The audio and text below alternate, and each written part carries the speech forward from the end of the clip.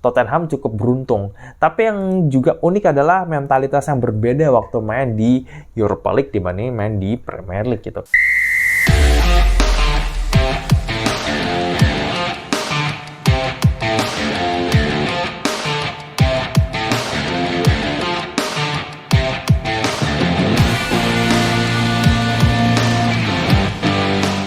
Yo guys, ketemu lagi sama gue Audi Ramantio di channel Audiwal, Audi diskusi bola abal-abal. Ini agak telat ya, karena baru bisa bikin video sekarang. Tapi gue mau bahas soal Tottenham Hotspur yang juara Europa League 2024-2025. Akhirnya pecah telur juga nih Tottenham ya, setelah 17 tahun terakhir kali angkat trofi, itu pun juga Piala Liga doang ya kan, 2007-2008.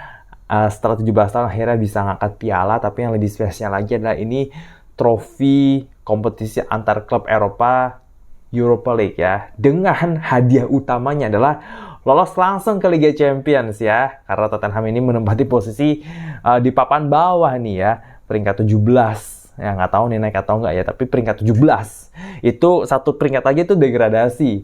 Jadi ini unik banget ya.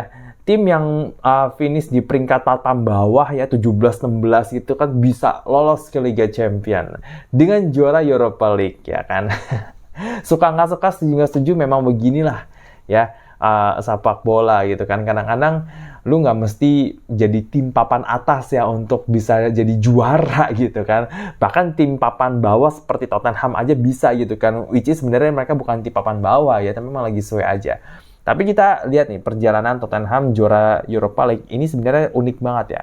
Karena mereka lebih banyak ngandalin pemain akademi, pemain muda akademi. Sebagian bukan ada pemain yang di luar akademi, tapi kebanyakan pemain muda yang tampil di Europa League buat Tottenham itu adalah pemain akademi.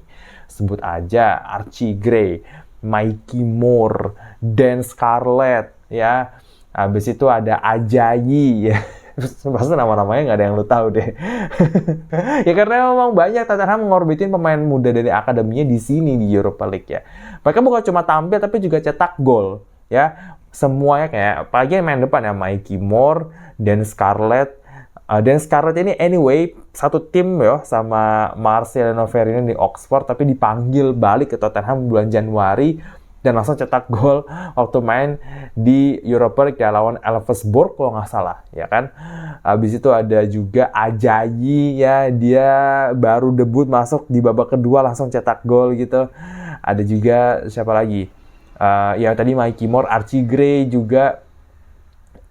Ini unik banget ya, karena mereka tuh Tottenham tuh suwe ya, banyak pemain inti mereka cedera terutama di lini belakang sama depan gitu kan. Dia kan kehilangan Solanke kan agak lama. Terus Son Heung-min juga kebugarannya tuh naik turun gitu kan. Nggak biasa Son Heung-min kayak begitu ya. Dan memang kemampuan dia sebagai penyerang sayap ya dengan kecepatannya dan finishing itu memang agak turun banget bahkan di musim ini. Habis itu di belakang tuh kehilangan Van de Ven sama Vicario dalam waktu yang lama. Itu pengaruhnya besar banget tuh ya, apalagi Van de Ven ya, gitu-gitu dia tuh pengaruhnya tuh besar banget ya di lini belakang. Jadi Tottenham ini juara dalam perjalanannya ngandelin banyak pemain muda dari akademi. Dan lawan-lawannya sebenarnya nggak terlalu sulit ya, kalau kita lihat lawan-lawannya Tottenham itu ada ada Elfsborg, kemudian ada lagi Bodo Glimt. Ya kan, paling yang agak sulit itu kan yang ya final lawan MU gitu kan. Sisanya dia nggak ada yang bener-bener sulit, itu nggak ada loh Tottenham itu. Coba nih kita lihat ya, Tottenham tuh lawan Frankfurt juga ya oke lah, Frankfurt agak lumayan ya. Terus habis itu lawannya dia lagi tuh AZ Alkmaar. Ya maksudnya nggak sebanding ya. MU itu lawannya susah loh leh. Real Sociedad, Athletic Bilbao, Olympique Lyon itu susah semua tuh. Tapi Tottenham ini beruntung ya, dia lawannya nggak susah-susah amat itu kan. Apalagi di knockout itu mereka ya ketemunya tadi AZ Alkmaar, yang berat mungkin Frankfurt ya, sama Bodo Glimt. Ya maksudnya bukan yang tim yang top banget lah gitu kan ya. Jadi Tottenham cukup beruntung. Tapi yang juga unik adalah mentalitas yang berbeda waktu main di Europa League dibanding main di Premier League gitu kan. Di Premier League gitu kan, mungkin dia di awal musim tuh udah kelihatan ya penurunannya ngedropnya, sering kalah, ya kan? Pemain-pemain inti itu pada tumbang satu persatu gitu. Jadi mau nggak mau harus pakai pemain muda kan ya. Tapi untuk merangsek ke atas gitu kan, Tottenham itu memang nggak realistis dari awal musim. Makanya mereka mungkin coba untuk fokus ke kompetisi turnamen, tapi gagal kan di Piala Liga sama FA Cup ya. Entah kenapa di Europa League ini mentalitasnya berbeda gitu kan. Ya pemain-pemain muda itu bisa cetak gol, ngangkat performa Tottenham juga. Beberapa ada yang jadi andalan kayak Archie Gray, ya kan, Mikey Moore juga berapa kali diandalin. Ada Odobert ya, Wilson Odobert, Matistel yang baru datang bulan Januari juga lumayan lah untuk ngisi gitu kan di lini depan, meskipun nggak dibilangin bagus juga enggak gitu kan. Tapi maksudnya mentalitasnya berbeda gitu kan. Entah kenapa mereka mainnya tuh jauh lebih Spartan dan efektif dalam mencetak gol. Dan bertahannya tuh solid ya. Ini kunci nih. Pertahanan mereka tuh cukup solid buat sampai ke final. Bahkan di final aja mereka nggak kebobolan gitu. Jadi ini ya mentalitas yang berbeda gitu kan. Apalagi kipernya tuh berapa kali kan dia bukan Vicario kipernya. Kipernya tuh ada Anthony Kinski sama Fraser Forster kan, sempat Fraser Forster ya gitu.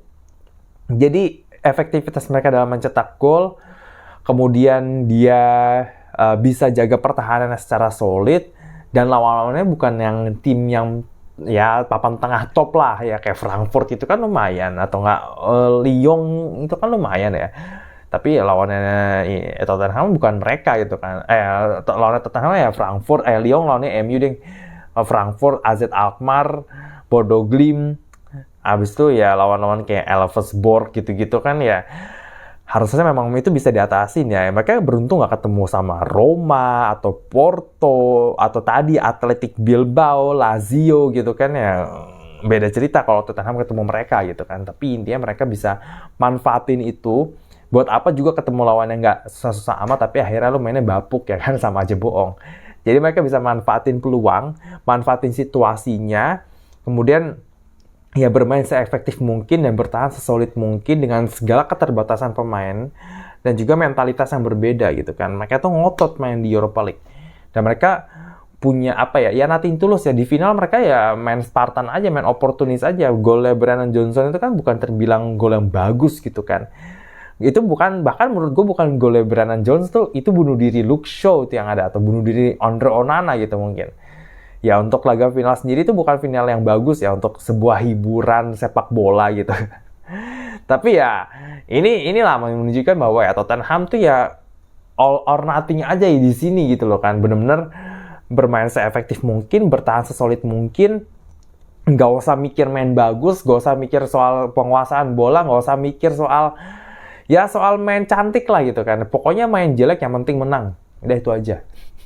Oke, dan memang itu yang harusnya ada di turnamen ya, beda sama liga. Tapi kalau di turnamen ya nggak apa-apa lu main jelek, yang penting lu menang, nggak tersingkir gitu. Oke, jadi sekali lagi selamat buat Tottenham. Nextnya nih setelah dia lolos ke Champions League, sekarang tergantung sama manajemennya. Apakah manajemennya tuh bisa menjadikan ini sebagai sebuah pijakan batu atau stepping stone untuk invest lebih banyak dan mendukung lebih Ange Postecoglou dengan menghadirkan pemain-pemain yang lebih berkualitas, karena harusnya nilai juara Tottenham jadi lebih naik ya karena dia main di Champions League ya, dan baru juara Europa League ya. Harusnya mereka bisa lah menarik pemain yang kualitasnya tuh lebih di atas yang ada yang sekarang nih. Harusnya bisa ya, tapi tergantung manajemen ya, tergantung juga dari manajemen klub ini mau nggak mendukung dan bersabar sama Ange Postecoglou. Misalkan musim depan ya sikonnya kayak gini gitu kan, nggak bagus di liga tapi dia bisa juara gitu, bisa juara dan lolos ke kompetisi Eropa, itu yang paling penting.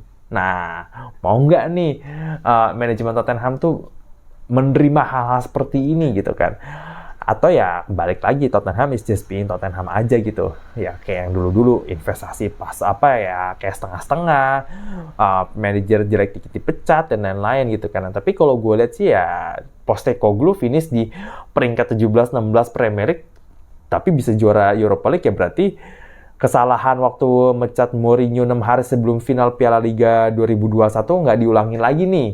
Jadi kita lihat nih, menarik juga ya, karena banyak pemain muda akademi yang diorbitin di Europa League di musim ini. Ya, jadi mungkin beberapa dari mereka bakal jadi andalan di musim depan.